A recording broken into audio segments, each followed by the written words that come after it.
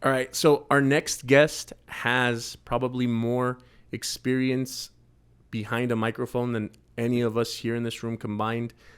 He's a local celebrity. He's very well known in the El Paso music scene, and not just El Paso, but in the United States music scene. His name is Johnny Kage. Welcome, Johnny Kage. Thank you for having me. Thank you for coming, man. Okay. Thank you very much for taking some time out of your busy schedule to come on this podcast. And this is basically what we're doing is we're bringing people in, and we are kind of mixing a little bit about their experience in real estate, because we were just off camera right now. We were talking about how you went through a pretty crazy buying experience and how they handed you your keys, and then a little bit about just talking shop. What have you been up to, and what you do, Awesome. know? So I'm pretty sure everybody watching right now knows exactly what you do, right? You're one of the biggest DJs here in El Paso, if not the most popular for sure.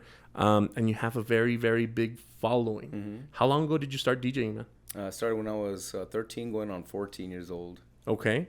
And this is back in the... back in the 90s. Back in the early days. I mean, obviously, I'm 46. Okay. So I started when literally a teenager for the love of music. Nice. So for the love of music, you started DJing. Was this at a house party, at a club, at a... Well, my family's always been into music. My dad's still currently a musician. Okay. He's got his own band. I had an aunt that was doing radio as well. And I was raised by my grandma and grandpa with, rancheritas and the AM radio station playing every weekend. Mm-hmm. So I basically was always, inclined to music. Okay. So you were always inclined to music. Do you remember what your first music gig was? Yes, absolutely. Actually, how I got turned on to DJing was one of my high school friends took me to a party, and we saw a guy there DJing on turntables, and I was fascinated. I was like, how's he doing that? Okay. So I remember going back home and going to my grandma's old console, and she had literally, it was a record player and an 8-track player and FM radio, and it was like a big console combined. It was like from the 70s or 60s. I don't know. I remember trying to mess around with the records she had there. Mm-hmm. So it definitely got my curiosity then. So then I started DJing house parties, and I remember the first house party I did was a high school house party down in the Lower Valley. I'm from the Riverside area, and it was basically a high school party for a bunch of high school kids, man. And I was a kid too, so I still remember I was in the backyard of a house, someone's house, and all I remember is the house didn't have, the backyard house that they had me DJing out of didn't have a roof, like it was still being built. Oh, okay. Yeah, and I was on borrowed equipment, man. I was too broke to have my own equipment, so we had speakers that were borrowed. We had one turntable that worked, and we literally had one CD player. And I thought I was a DJ, so. And this was back when you were still in high school. Oh yeah, a teenager. I was and whatnot. transitioning from. I think I was barely gonna be a freshman. Oh, snap. Yeah. So you were already at house parties at freshman? Yeah, I was already doing that stuff at freshman year. And that's actually pretty cool. How long into DJing, because you go to this first house party, mm-hmm. and you're like, this is something that's cool. Mm-hmm. I'm pretty sure when you went back to school, the guys were like, hey, when can you play another one? Yeah. Like that. No, it transitioned. You kind of learned the ropes. A lot of us OG DJs, as we call ourselves, you start off with discotheques. Okay. So I got involved with one of the local discotheques in our area. It was Midnight Passion. Shots going out to Willie at Midnight Passion.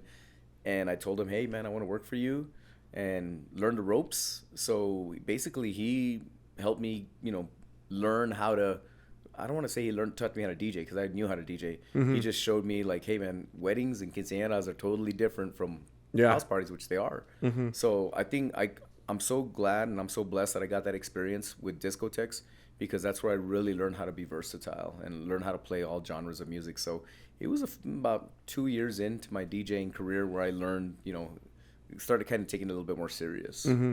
And is that when you decided this is what I want to do as a job, as a career? Yeah, as a career. It's funny because when I started, obviously I was graduating from high school, like I said, my grandparents raised me. My grandfather was like, "You're gonna go to college. You're gonna do this."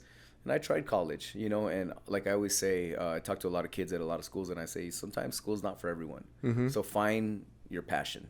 My passion was music, so I just find your passion and find a way to make your passion pay you. So I kind of was filling it out, learning the ropes.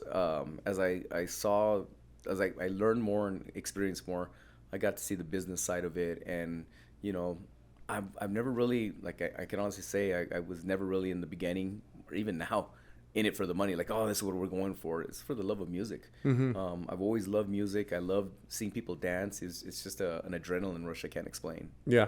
I mean, and a lot of people, it's great because I've heard that some people go through life with a job that they hate, and they never actually find what they're passionate about. So it's crazy that you found what you were passionate about at a very young age. I mean, 14 years old, you're saying you're 46, so you've been doing it for a long time. 32 years now. Yep. Right. I know that you've grown more than just a DJ, and that's how you get such a I don't know, a kind of fan base, because one thing that I know and any bar owner knows is if you're going to get Johnny Kage to play at your bar, you're going to have a solid following. It's going to be, people that follow Johnny from the different places that you've played. What do you think has led to you creating such a strong fan base? I mean, if that's what we want to call it. You know what? Honestly, my loyalty not only to our city, but learning at a young age the value of your name. And honestly, it was more with rejection. I had tried out for a radio station here many years ago, and basically was made a fool out of because they didn't like me. I started DJing in Juarez. I got into Juarez, right? So I started DJing in Juarez in my early 20s, late teens, early 20s. So I gained a fan base there because I was playing a music genre that was very different. I was playing house and dance music. Okay. When the scene was predominantly hip hop here in El Paso. It's always been hip hop. So when you bring something different, the acceptance isn't, as much as you want it to be. So I remember, it was hard for me in the beginning, playing house, going into these hip hop clubs, being DJing. Yeah, but see, I've always been that versatile DJ, and I credit that going back to the quinceañera and wedding stuff, where I know how to play everything. So I could walk in, I read the room, I was like, okay, I'm going to play a couple of hip hop. I'll play your hip hop, but you're going to hear this too, because this is really my motive to get this in here. So a lot of the radio stations back then, the radio jocks didn't like me because I was different. And they were like, oh, you think you're all that, you're doing this, that. But in fact, I was just trying to push my name. So when this radio station had an audition to be a DJ for them, had a bunch of us DJs kind of do like a little battle. Basically, I got in to see, hey, I'm trying to be on the radio. That'd be cool, spread my style. But the program director and the music director never liked me from that station. So they already knew that I wasn't, gonna. Yeah, you were already. Even though I was like one of the favorites. Exactly. But they knew they were setting me up basically for failure. So I remember when I didn't get that spot, I was angry. And I was like, you know what, man, I made it a vengeance. Like, I'm gonna make sure that everyone remembers my name and everyone in the city knows my name. So it's like a switch flipped in my head, and I said, I'm gonna brand my name. And that's what it became. It became a branding. For any, you're in business too. You know how important it is to brand your name. Whatever business you're in, you got to brand it. I had my logo. I had my name on the side of my car. Okay. I handed out flyers all the time. I would do free mixtapes and go to the mall. Go to all the. I've always been one thing I've always been about me is I always play to the women. Never play to the men. Because play to the women because the men will go wherever the girls are at. So I used to go to all the girl clothing stores. I used to leave mixes. I used to leave free mixes. I used to do free stuff just to go to. I'd go to. I forget the name of the girls' clothing store. It was a couple of them in the mall, and I'd be like, "Hey, I want to come play for you guys on a Saturday." And just in the afternoon, I'd be playing their music there just for free, just to get my name out. This is the young days of mine, just so that way you can brand your name with certain, I guess, crowds. Exactly. So then when I'd play out, I'd invite them all. I'd give flyers because back then there was no social media. There was no cell phones. All it was a recorded cassette tape and here, play my mix, because even CDs weren't coming into play. Okay. So they'd go see me. They'd go see me in Juarez, or they'd see me here in El Paso play. And I know that you said about branding your name. I mean, my son is 8 years old and he knows who Johnny Cage is just from when he drives to school and he's listening to Johnny Cage, things like, well, when we drive him to school. But how did you come up with your name? Did you have another name when you started playing, or was it? It's funny you say that. I've talked about this a couple of times on my radio show. It's a kind of embarrassing. So in the 90s, I didn't have a DJ name. I was just like the DJ. Hey, yeah, Johnny. He's the DJ. And then I was toying around with the name DJ Real. I don't know why. Okay. Right? Keep it real, I guess. Yeah. And then one day, Mortal Kombat had just come out. I was DJing at a car show, and I had my hair spiky. I don't know why. Had sunglasses on. I used to be crazy. I paint my nails. I was always I was in at piercings, and I had my hair all spiky. And this big cholo was that was hosting the car show. He's like, "Hey man, what's your DJ name?" And I was like, "I don't have one." And I was like, he's like, "Well, we can't call you DJ." So he's like, "You look like that monito from that new movie or that cartoon, that video game." So he started calling me Johnny Cage. And ever since then, it stuck, man. And it just stuck. Yeah. So all the cars, all the low riders, all the Euros they started calling me Johnny Cage, and it really stuck with me, man. Well, that's good. I mean, they say you can't pick your nickname; you have to earn it. Yeah, you did. Yeah, exactly. And that's how long into the gigs? Yeah.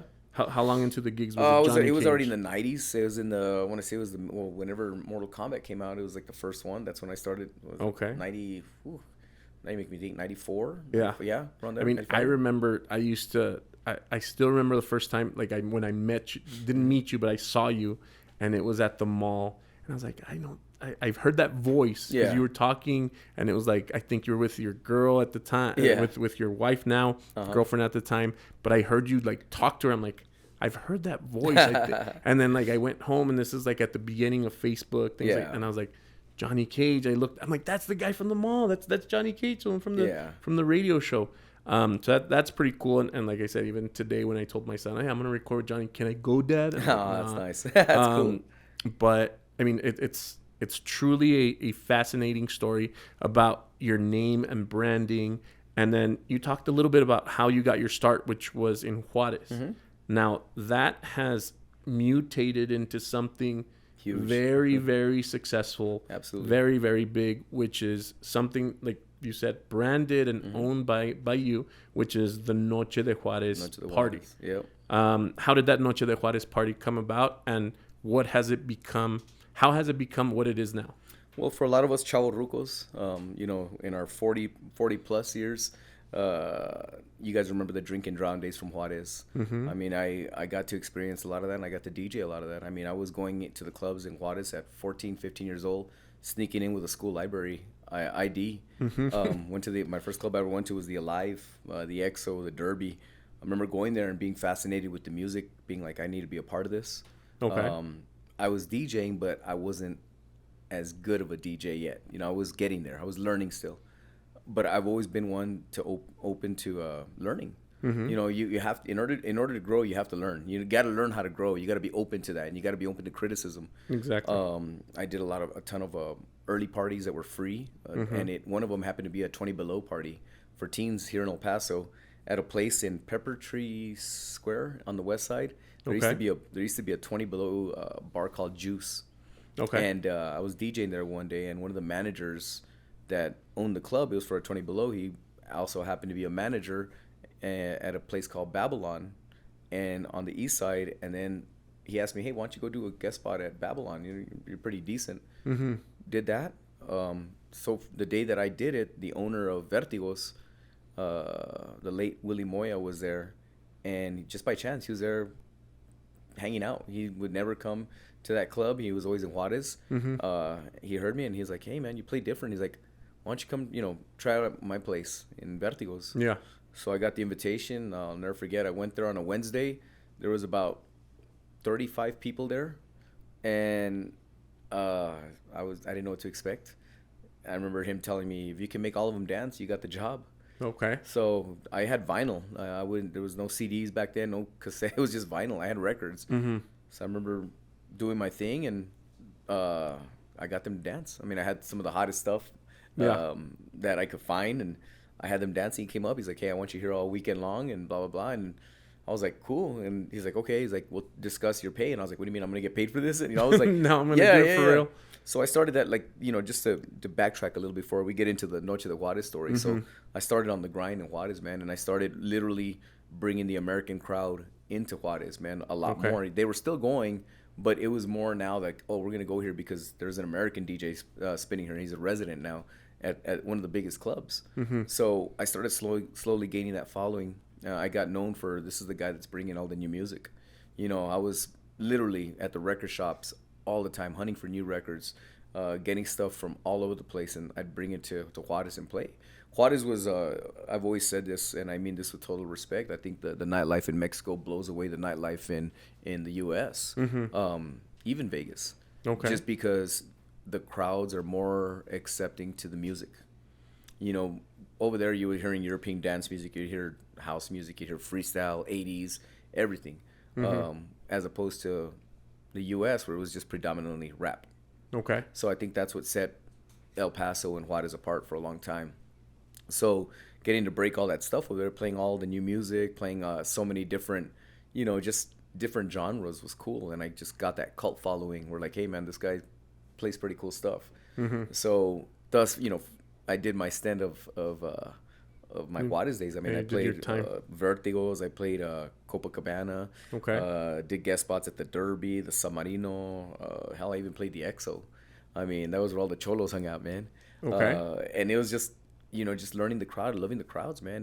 And I mean, the Thursday nights at Vertigo were legendary. We'd get anywhere between 2,000 to 3,000 people in there. Oh, that was that big. It was crazy. Oh yeah, it was massive. Oh wow. So lines be wrapped around the block. Got to play La Feria a couple of times. That was cool. So I mean, just that experience for the Chavorrucos, people remember. So they remember the drink and draw. And I was like, you don't really remember Juarez if you don't remember when Juarez didn't close, because it used to be 24 hours. Okay. I mean, I used to go in at 9 at night and sometimes leave there at 9 in the morning, because my boss would be like, hey, you know what? We used to get different rushes of people.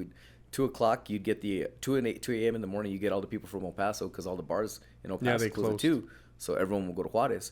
And then at 4 a.m., you get another rush of people because all the strip joints would close here at 4. So you get all that rush. And that sometimes we'd be open till 8 o'clock, and it'd be like slam. Oh, wow.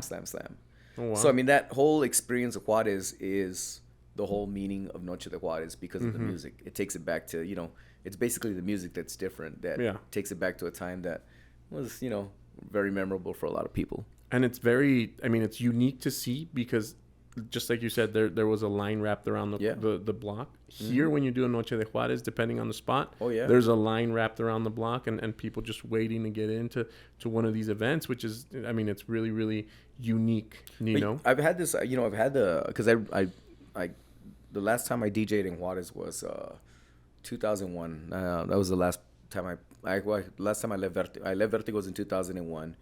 And I think the last time I DJ'd in Juarez was about 2003, I want to say. Okay. And that was at a club, because I went back there in 2006 to open up for Don Omar. And that was like for 15,000 people. It was crazy. It was crazy. But I hadn't DJ'd in Juarez in forever. I haven't DJ'd in Juarez in forever. So when I knew I wanted to do this party one day, I knew I was going to have to give it some time. But I also knew that I just didn't want to give it to a club. I knew I wanted it to make myself, because, when you transition from, I guess, in the entertainment business, you kind of understand your worth after a while. Yeah, of course. You start seeing like, man, wait a minute, like, how come the club owner is getting all this money and I'm only getting a certain X amount of dollars? It just becomes a businance, and you got to know how to, but you also have to have that backing to make sure that your plan is going to work and back it up. Yeah, exactly. I had that Noche de Juarez party in my back pocket just waiting to drop it, but I wanted to drop it when I had like an ownership or, I was some part of something. So that's why I waited for so long to do it. And where was the first Noche de Juarez that you had? Rooftop bar that I co-owned. Oh, okay. So the first time I co-owned it, my stint in co-owning a bar was a place called Rooftop on the west side. And I was like, you know what? I'm going to do it. We're going to do it now because might as well. Obviously this is my experience. People always ask, well, what sets it apart, man? Like anyone can play. It's quinceañera music. I'm like, no, it's not. It's because you hear what quinceañeras play, but that's because that's the legendary stuff that was played back then. But I mean, my library goes so deep in music. I mean, I have records that I'm pretty sure a lot of DJs don't have because I'm a collector. Okay. I've always been. I mean, every penny that I used to earn back in the day, I put back into buying music, getting records, and literally just loving music. So learning how to play rock en español, learning how to play Latin house, learning how to play, rock, how to play corridos, cumbias. I just knew how to play all that stuff together, and how I knew how to work a dance floor. So I mean, that's what I always tell people. I was like, it's the music that makes it a difference, but it's also who's playing the music. Because you can have some guy playing, hey, this is all the stuff that they play in Juarez, or you can have me that actually played in Juarez. Exactly. It's not different. the same. Yeah, it's not the same. It's not the same effect, and I guess not the same. I guess transitions and just the energy. Oh, that's. I mean, it's definitely unique, right? What has been like the biggest show that you've opened up for, or that you've played? Because I know you're on Sirius FM, Sirius XM, Sirius XM. Yeah. Sorry, on the globalization with is it Pitbull? Okay, and you've opened for Pitbull in Yes. Albuquerque and different places. Yes. Okay, and what's like the biggest crowd that you think you've played to? I've had honestly, I might even have to throw in my own Sal y Limon festival that I just had this past 2 weeks ago. It was a massive crowd, but I mean, I've had 15,000 at Don Omar. I've played for Sun City Music Festivals. I played all of them except one, the Neon Desert Music Festivals. Those are always a blast. And then I had 3 sold out Noche de Juarez drive-ins at the Coliseum. Oh, so, that one was a big one, huh? Yeah, those are big. One of our Noche de Juarez drive-ins right out of COVID, the VIPs sold out within a minute. And that was 36 car spots, and then we sold out within 30 minutes that whole show. So that was 650 car spots that we sold out. 650 car spots, yeah. Damn. Because you remember you'd have to pull up and do it. So it was. I mean, I've played a lot of big shows, but to say the biggest show, I mean, I couldn't. I mean, I've played in front of thousands with Pitt. In Albuquerque, it was packed. I don't even know how many there were. But I mean, honestly, I played some pretty big shows. I think they've all been amazing. So I can't really say it's been the biggest show because I really can't narrow it down. Yeah, and that's one thing that I think leads to your following: the resilience to perform under different circumstances. Right now, you just said how you sold out the Coliseum show in a minute for the VIPs and a total of 650 spots during COVID. Yeah. COVID hits the world, and nobody really, us in home building, realtors, and everybody doesn't really know what to do. And right now we were talking a little bit about it off camera, but does that have a name? What you were doing, the live shows? Because I remember we were at a Halloween party at my brother's house, and that's what we were playing. We were playing your was it a Noche de Juarez type? So your mix on Facebook Live, and it was thousands upon thousands of people that were all cooped in their home, listening to you, one of the biggest DJs in El Paso. How did that come about? Tell us that story. Well, the Noche de Juarez has always been a popular party. When I started, like I said, at Rooftop, our first one, I remember thinking, is this going to work? And I was like, it's going to work. I marketed it. So did you ever go to Rooftop? No, I So the capacity, the fire marshal gave us a capacity of like 98 people. We crammed like 300 and something in there that day. Oh, wow. And I remember it was just awesome. And I was like, we're onto something, So then I started kind of doing them every month, know. So I knew it had a following. So then when I separated from Rooftop, when I stopped, distanced myself from those partners. I went my own way. I started doing it at different venues, and I saw the following it was gaining, the momentum it was gaining. So I was like, holy smokes, this is, it's fun. It was cool. And a lot of venues would always hit me up like, hey, but to me, it's always been like, it's always just got to make sense to me. It's got to feel right. You got to feel the vibe. And if I feel it, like, okay, cool. And not only that, I got to know the owners to an extent to where I know they're just not a bunch of douchebags, because obviously sometimes your brand. But you could smear your name, know. And one day when we got hit with COVID, I remember literally I was just bored the first weekend, and I was just like, oh my God. I'd always been doing live streams from my noontime mix at the station on 104. I always like to go live and just mess around. And I remember telling my then girlfriend, Ebony, I was like, hey, you know what? I'm just going to mess around in the kitchen, just DJ. It was a Friday night. So I just set up my stuff and started DJing, set up a little, my camera on the, whatever you. On your phone? Yeah, and no, it was my phone. a stand yeah, and whatnot? Yeah. I even wanted to give me a hand on a stand. And I was just DJing and we're hanging out and she was making drinks in the back. And then all of a sudden, like, I remember she comes back, she taps me and I'm just looking at her like, yeah, she never like, cause she's real camera shy, and she tells me, she's like, "Are you looking at the camera?" And I'm like, "Yeah, I'm looking at the camera." Like people are commenting. She's like, "No, look at how many you have watching you." And I was like, I looked, and it was like, holy smokes, it was like 10,000 people watching me. Okay, on a live stream. On a live stream, That's big. and that was in a Noche de Juarez. This is just me DJing, and I was just like, wow.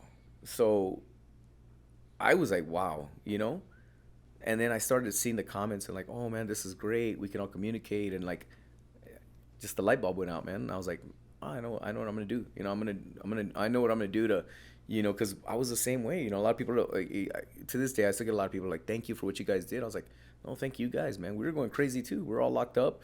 We didn't know what was gonna happen. So I started doing the live streams, and then I remember it was, I think the first one was in April that we did of 2020, and I remember telling Ebony, I was like, this is gonna be crazy. Be ready for this. It's gonna blow up. And she's like, I know. She's like, because Noche de Juarez, I had already building that momentum from years before. Yeah. That I knew when I was gonna do it, I was gonna knock it out the park, and that's exactly what they Sure did. enough. Yeah. Well, I mean, it got so big that you had to do it at the El Paso County Coliseum. Coming out of COVID, yeah, because Yeah. I mean, I every weekend we're going live and entertaining, because it was just our way of giving back to our community and trying to help our community, man, because we're all helpless, including ourselves. It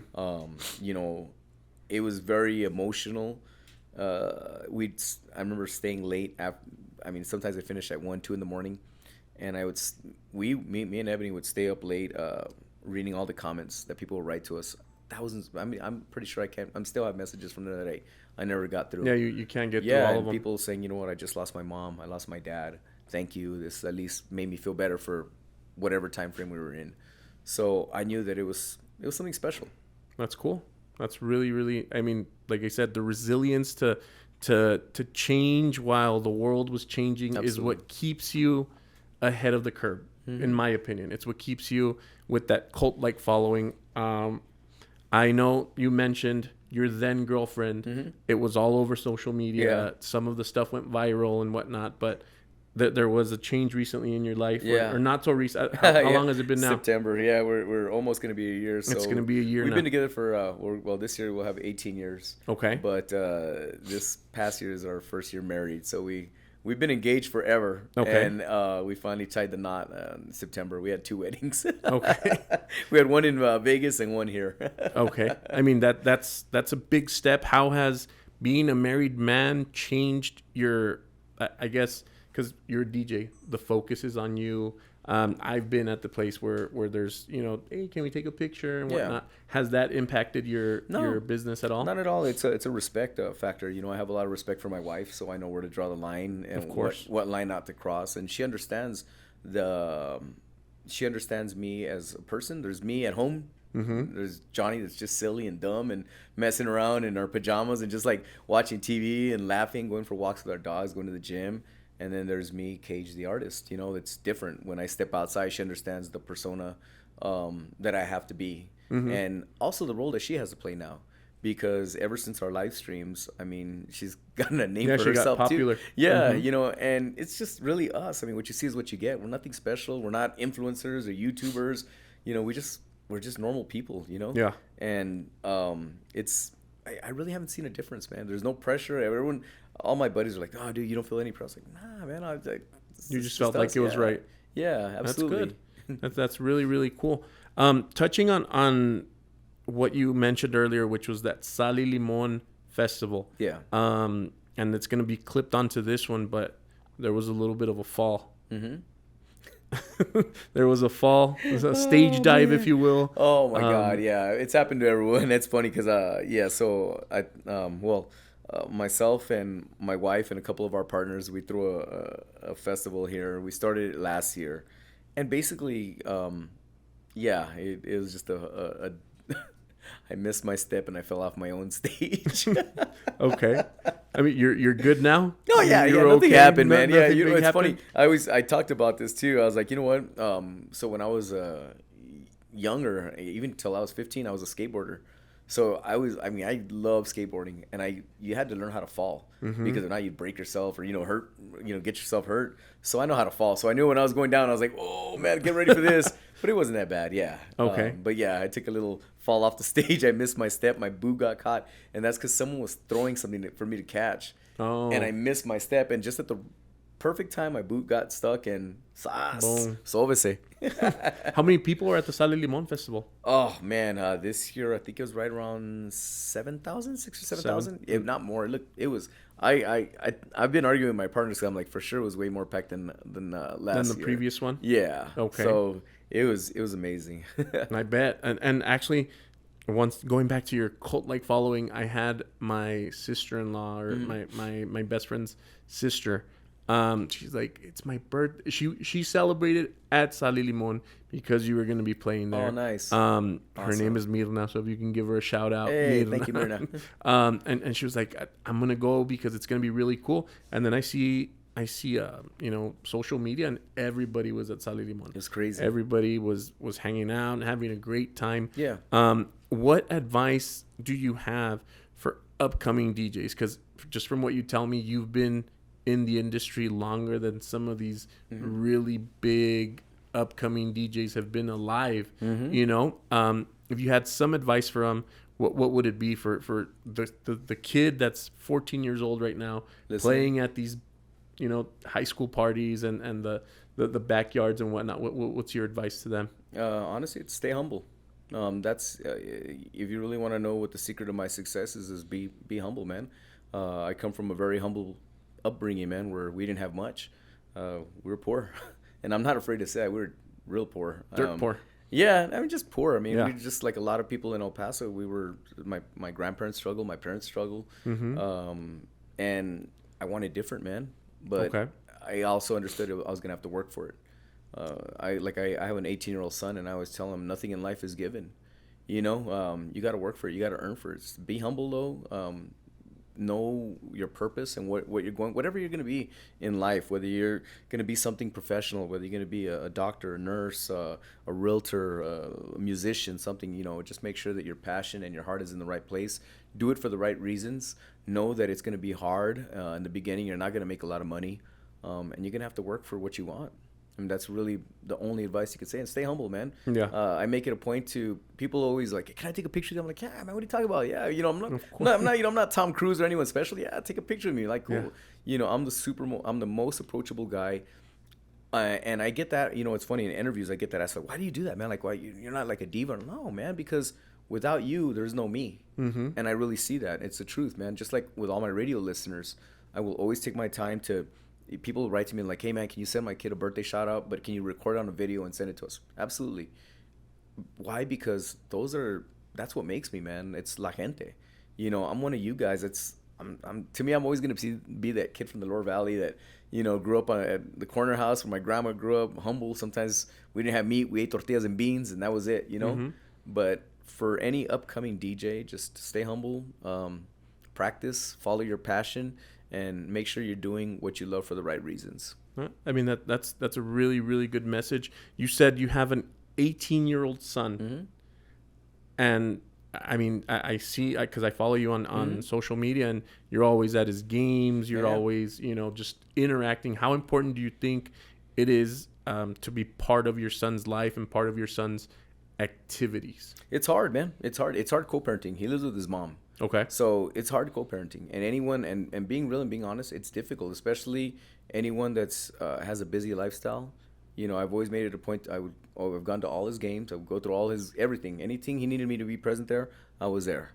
And like I said, my phone's always on. I'm one of those that calls him every day. Now, whether he answers sometimes, yes or no, because he's at that teenage year where he's like, I'm with my friends, Dad. But no, you have to be present, man. You have to be present, and I try to give him the best advice. At least stuff that I think will get them through life, man, because mm-hmm. a lot of our youth needs guidance nowadays. I know. Yeah, I mean, I think that what's going on and not to go too political and whatnot, but with some of the things that are going on in our schools with our children, it's horrible. You have to stay. Yeah. You have to stay with them. You have to be as involved as possible. Believe me, I just went through a custody battle myself, and I won. So shout out to Mark Davis. But you have to be involved. You really do have to be involved. And I think you're one of those parents that is doing that, right? Well, not only that, yeah, but I think also as parents, you have to be the role model. Don't put that on someone else. Exactly. That's your own responsibility. You know, like I've told my son, and I have to give it to him hard sometimes. He's like, Dad, you can do this. I'm like, no, I work for mine. You got to work for yours. He just graduated. I said, hey, your book is clean right now. Now the story you write is all on you now. You know, welcome to adulthood. Welcome to becoming a man. Day one. Because nothing is given. You know, nothing is given. I mean, a lot of parents spoil the hell out of their kids, and sometimes that's bad. Yeah, it really is. It's not. I'm not saying give them stuff. I'm just saying make them work for some stuff. Let them learn the value of $1. Exactly. Does he have college plans already? Yes. He better. He better. No, yeah, he does. That's cool, man. That's cool. It's refreshing. It's different. I mean, if anybody is looking for you and wants to follow you on social media, what's your Instagram handle? KAGE915. Again, that's Instagram, KAGE915. And then you can follow me on Facebook. I mean, it's funny how social media divides us, right? Like a lot of the older ones are on Facebook, and then a lot of the younger ones are either on TikTok or Instagram. But yeah, Instagram, KAGE915. And then you can just search me on Facebook at Johnny Kage with a K. And then, of course, they can listen to you on 104.3. Yeah. So I have my morning show, 104.3 Hit FM. I'm on there every weekday, Monday through Friday from 6 a.m. to 10. And then I do the noontime workout. And then you can catch me every Saturday. I've been on Pitbull Station for 5 years, 6 p.m. El Paso time, Channel 13, Pitbull's Globalization. Oh, that's cool. Well, Johnny, thank you very, very much, man, for taking your time and coming on here on this humble podcast. I hope we can have you here again soon. But thank you, man. Appreciate it. Congratulations, and wish you guys a ton of success. Thank you. Boom. Yeah.